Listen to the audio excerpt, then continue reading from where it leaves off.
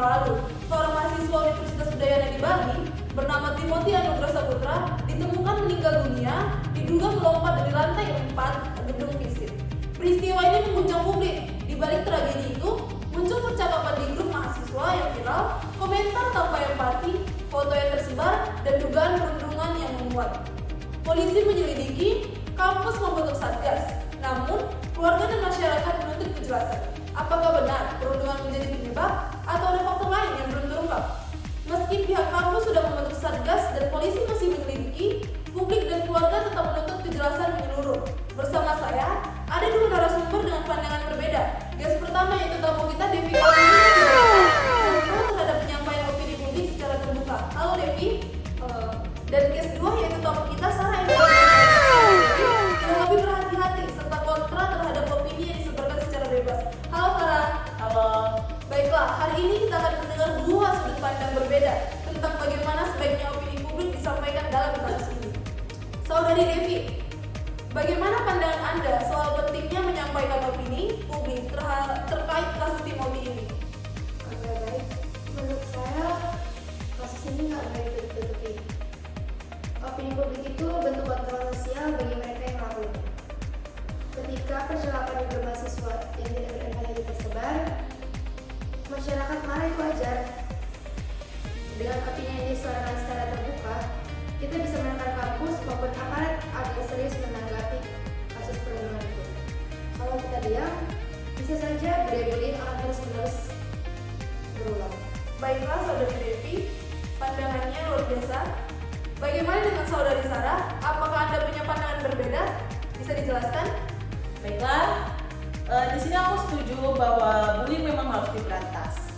Akan tetapi, aku khawatirnya mengenai opini publik yang disebarkan bebas justru memperkeruh suasana. Banyak orang langsung menyimpulkan bahwa perundungan adalah penyebab kematian Timothy, padahal polisi belum menemukan bukti secara langsung. Kalau opini liar ini berkembang secara terus-menerus, bisa menimbulkan stigma atau fitnah terhadap pihak yang sebenarnya tidak bersalah. Baiklah, pandangan dari kedua saudari ini memang cukup berbeda. Lanjut saja kita pertanyaan kedua. Saudari Devi, bagaimana Anda menanggapi kekhawatiran bahwa opini publik bisa menimbulkan fitnah yang dikatakan oleh saudari Sarah tadi? Ya, saya paham. Tapi menurut saya opini publik tetap penting sebagai alat. Memang harus ada etika. Jangan asal tuduh, jangan sebarkan hoax. Tapi kalau masyarakat tidak bersuara, kasus ini bisa tenggelam. Dan ingat, keluarga korban tetap menuntut kejelasan dari kasus ini. Suara publik bisa memperkuat kekuatan tuduhan itu. Oke, bagaimana sanggahan dari saudari Sarah?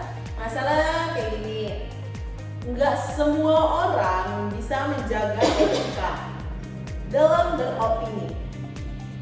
Banyak yang emosional, bahkan menyebarkan foto korban tanpa rasa hormat. Itu melukai keluarga dan memperburuk suasana. Aku sih lebih setuju atau mendukung jalur yang secara resmi dengan cara melaporkannya ke pihak kampus atau ke polisi. Dengan begitu prosesnya lebih terkontrol dan hasilnya pun maksimal. Oke, suasananya semakin panas. Kita lanjutkan lagi agar mendalam. Coba, saya akan membacakan beberapa komentar pendengar yang masuk. Kalau tidak ada opini publik, kampus bisa saja menutup kasus ini. Jadi, suara masyarakat penting. Saya khawatir opini liar justru bikin nama kampus rusak, padahal belum tentu terbukti. Oke, bagaimana Saudari Devi menanggapi komentar pertama? Ya, saya setuju dengan komentar pertama. Karena opini publik bisa jadi tekanan moral. Kalau nggak ada suara, kasus itu bisa aja dianggap selesai begitu saja dengan tenggelam. Oke lah, itu tanggapan dari Saudari Devi. Lalu, bagaimana tanggapan Saudari Sarah mengenai komentar kedua? Aku sih lebih sejalan dengan komentar yang kedua, karena kampus memang harus berbenah, tapi jangan sampai opini liar menghancurkan reputasi tanpa adanya bukti.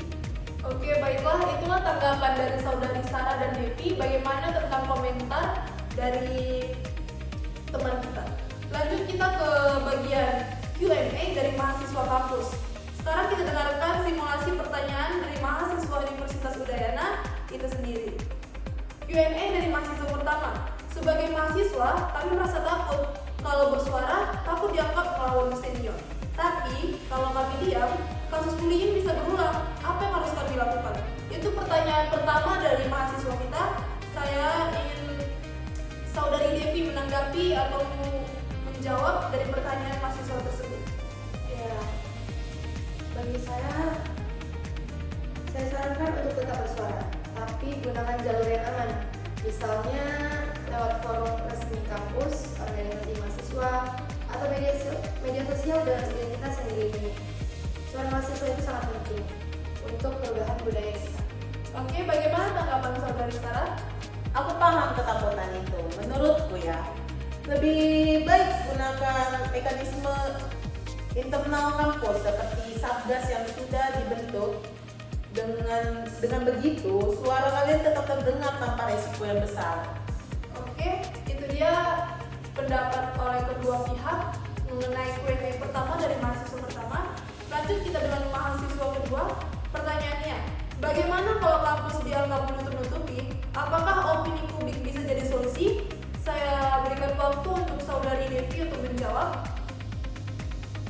Ya, opini publik itu bisa jadi solusi kalau kampus gak transparan. Suara masyarakat bisa memaksa mereka untuk terbuka.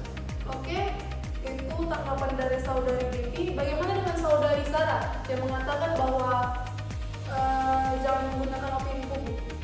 Aku sih lebih tepatnya menekankan ya, jangan sampai opini publik berubah menjadi fitnah. Dorong transparansi lewat jalur secara resmi, tapi jangan biarkan rumor liar berkembang. Baiklah, jadi ada dua pendekatan. Menyuarakan opini terbuka untuk membangun kesadaran, atau menyampaikan melalui jalur resmi agar lebih terarah. Sebelum kita tutup podcast kita kali ini, bolehkah masing-masing saudari yaitu tamu kita, Devi dan Sarah, memberikan pesan singkat untuk pendengar? Oke, jadi pesan dari saya, jangan pernah diam terhadap perundungan karena suara kita bisa menyelamatkan orang-orang miskin. Baiklah, saudari Sarah.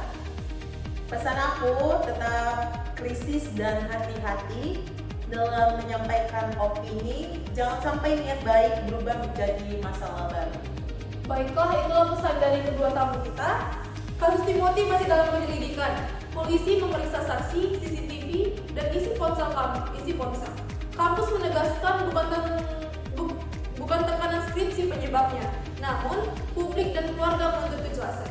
Di tengah ketidakpastian, kita dihadapkan pada pilihan, apakah opini publik harus disuarakan bebas dan keadilan, atau dibatasi agar tidak menimbulkan fitnah. Yang pasti, tragedi ini menjadi momentum untuk memberantas perundungan di kampus, momentum untuk membangun budaya empati, dan momentum untuk memastikan tidak ada lagi mahasiswa yang kehilangan nyawa karena lingkungannya sendiri.